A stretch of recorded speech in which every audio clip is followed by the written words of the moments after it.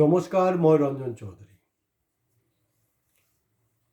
জুবিন মানে দুটা হয়গৈ। এটা হ'লগৈ আপোনাৰ আপুনি যেতিয়া জীয়াই আছে, জুবিন বুলি নহয়, আপুনি মই যোনেই হওক, মানে আপুনি শক্তিশালী, মানে চবেই পাৱাৰফুল, চবেই দাদা, চবেই নেতা। কিন্তু মৃত্যুৰ পিছত আপুনি শক্তিশালী হোৱাটো কিন্তু বহুত সৌভাগ্যৰ কথা। এয়া কিন্তু জুবিনৰ ক্ষেত্ৰত হৈছে বুলি আমি ইতিমধ্যে আমি অনুমান কৰিব পাৰিছোঁ, আৰু এইটো অলৰেডি প্ৰতিষ্ঠিত হৈছে। অসমৰ মিডিয়া যোনে যি কৰক, কিন্তু ইণ্টাৰনেশ্যনেল মিডিয়া, নেশ্যনেল মিডিয়াৰ ফ'কাছ কিন্তু আছে। এতিয়ালৈকে জুবিনৰ পৰা ফ'কাছটো যোৱা নাই। তো জুবিন এনেকুৱা এটা বিধৰ বস্তু হয়, মই বস্তু বুলি ক'ম কাৰণ মিনিষ্টাৰবিলাকেতো জন্তু বুলি কৈ দিয়ে ন। জন্তু নহয়, বস্তু। তাৰমানে আগ্নেয়গিৰি আপোনালোকে জানে যে দুই ধৰণৰ থাকে, আমি পঢ়িছোঁ ক্লাছ 3-4 ষ্টেণ্ডাৰ্ডত। এটা থাকে সুপ্ত, মানে শুই থকা, আৰু সুপ্ত মানে এইটো ইমান যদি আমি দেখিছোঁ বা এইটো কোনো এটা প্ৰব্লেম নহয়। আৰু এটা হ'লকে জাগ্ৰত। গোটেই অসমত মানে এডভান্টেজ আছাম, বিকশিত আছাম, এইবিলাকৰ নামত যিবিলাক যে ভণ্ডামি চলি আছিলে, এইটো যে তেনেকুৱা নহয়।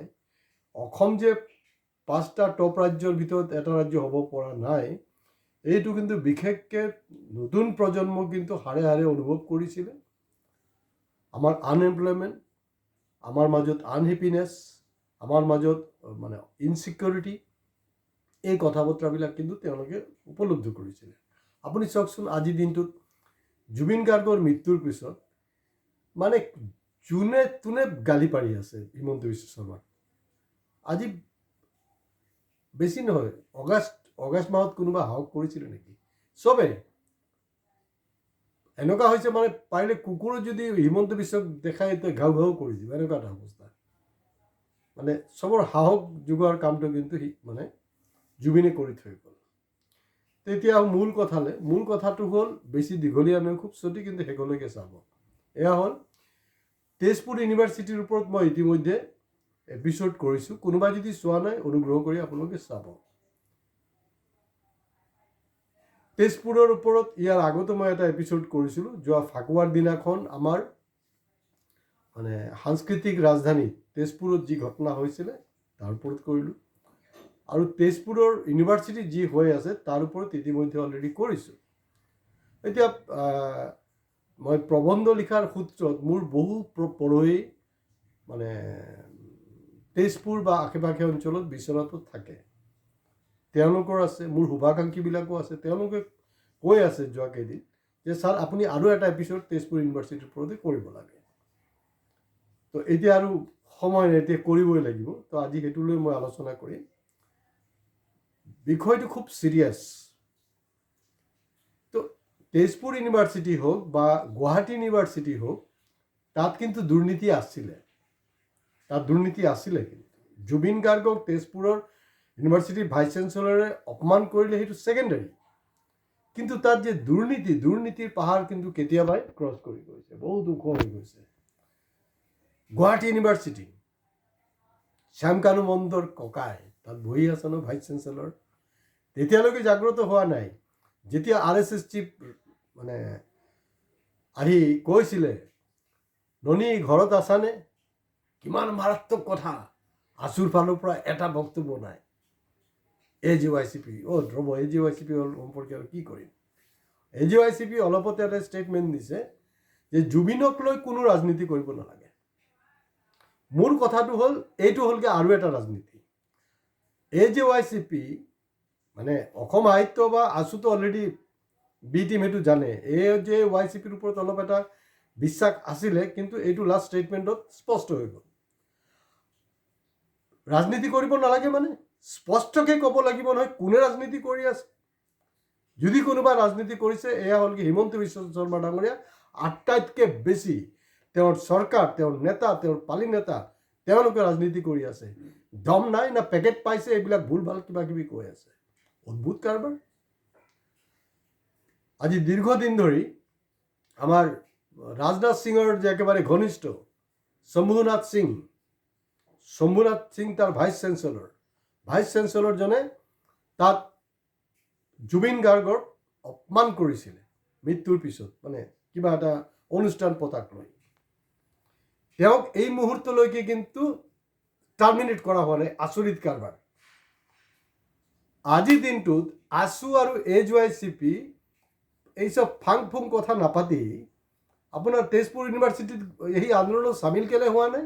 কেলে আছু আৰু AJYCPৰ কোনো কি ইউনিট নাই নেকি তেজপুৰত? তেওঁলোক সক্ৰিয় নহয় কেলে? তেওঁলোকে কিয় নিষ্ক্ৰিয়? তাৰ ছাত্ৰ একতা সভাই কিন্তু দেখুৱাই আছে কামখিনি।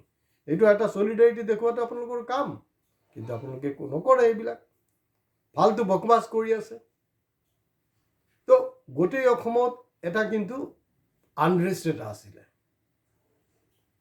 আনৰেষ্ট আছিলে, যোনটো বিৰোধীয়ে দেখা পোৱা নাই বা বহু মানুহে দেখা পোৱা নাই। আমি দেখা পাইছোঁ, নোপোৱা নহয়। তেতিয়া সেইবিলাক কথা যেতিয়া আমি হেৰিৰ ওপৰত এপিছড কৰিছিলোঁ, গুৱাহাটী ইউনিভাৰ্চিটিৰ ওপৰত, তেতিয়া কিন্তু খুব বেছি ভিউ হোৱা নাই, খুব বেছি এটা ইম্পৰ্টেঞ্চ দিয়া নাই। শেহতীয়াকৈ তাত ভাইচ চেঞ্চেলৰ মানে শ্যামকানুৰ ককাই যে তাত যি দুৰ্নীতিক লৈ আগত যি ধৰণে মানুহে প্ৰখৰ হোৱা নাই, এতিয়া কিন্তু জুবিনৰ মৃত্যুৰ পিছত কিন্তু কি বুলি কয়, চান্স পে ডেন্স তেওঁলোকে কৰিছে। আৰু ডেন্স কৰিব লাগিব, আৰু সেই ডেন্সটো সঠিকভাৱে হ'ব লাগিব। হয়, জাষ্টিছ ফৰ জুবিন ঠিক আছে, কিন্তু তৰিকাত ক'ৰবাত না ক'ৰবাত আমাৰ ভুল হৈ আছে। আপোনালোকে কওকচোন, give me a single example. কাৰোবাৰ যদি দম আছে কমেণ্ট বক্সত ফোন চোন কৰি ফাল্টু কথা নাপাতিব মোৰ লগত। চিধা এটাই কথা, অসম, ভাৰতবৰ্ষ বাদ দিয়ক, গোটেই বিশ্ব ক'ৰবাত নাম কীৰ্তন কৰি নাম কীৰ্তন কৰি আজিলৈকে ক'ৰবাত ন্যায় পাইছেনে?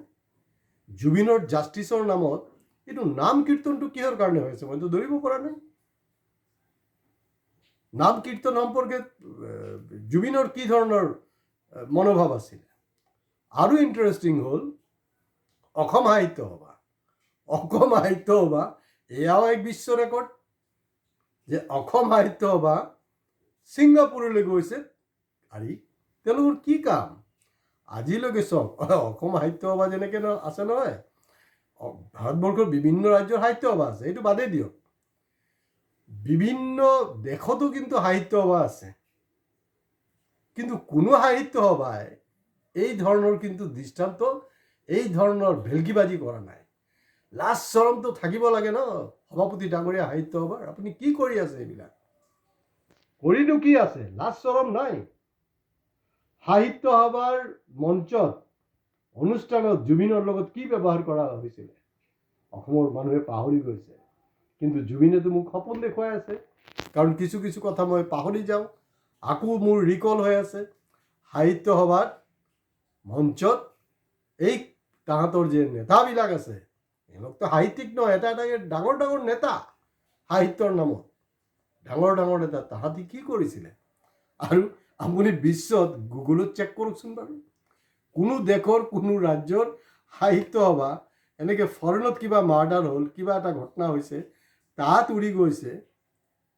ক'ত সাহিত্য সভাৰ কি বেলেগ কিবা কথা আছে নেকি? বেলেগ কিবা কথা আছে নেকি যে ক'ৰবাৰ পৰা টকা পইচা লৈছে না সেইটোক মানে হেৰি কৰিব? কাৰণ জুবিনৰ জাষ্টিছৰ ক্ষেত্ৰত কেইবাটা কিন্তু গতি লৈছে। এটা হ'ল জাষ্টিছ ফৰ জুবিন, সেইটো চলি আছে। আৰু এটা বস্তু, এইটো চব চৰকাৰে কৰি আছে দেই। কাৰণ সাহিত্য সভাৰ এই আপুনি মইতো কোৱা নাই নহয় যে আমি যাম বুলি। আমি দেখোন কবিতা লিখিলে হেৰি কৰে, আমি দেখোন জুবিনৰ জাষ্টিছক লৈ কথা পাতিলে আমাক জেলত ভৰাই দিয়ে। কি হৈছে এইবিলাক? ক'ৰবাত নাতো ক'ৰবাততো ছেটিং হৈ আছে ন। আৰু এই মুহূৰ্তত আছু AJYCP তাহাঁতি তেজপুৰ ইউনিভাৰ্চিটিৰ যে আমাৰ ছাত্ৰ ছাত্ৰীবিলাক আছে, অকল ছাত্ৰ ছাত্ৰী নহয়, তাত যিবিলাক ষ্টাফ আছে, টিচাৰ্ছ আছে, নন টিচিং ষ্টাফ আছে, চবেই কিন্তু জঁপিয়াই পৰিছে। আৰু চৰকাৰে কি কৰিছে? এই বস্তুবিলাকক আৰু নিউট্ৰেলাইজ কৰাৰ কাৰণে না সেইটো আমাৰ এটা এনকুৱাৰী চলি আছে, বকৱাছ।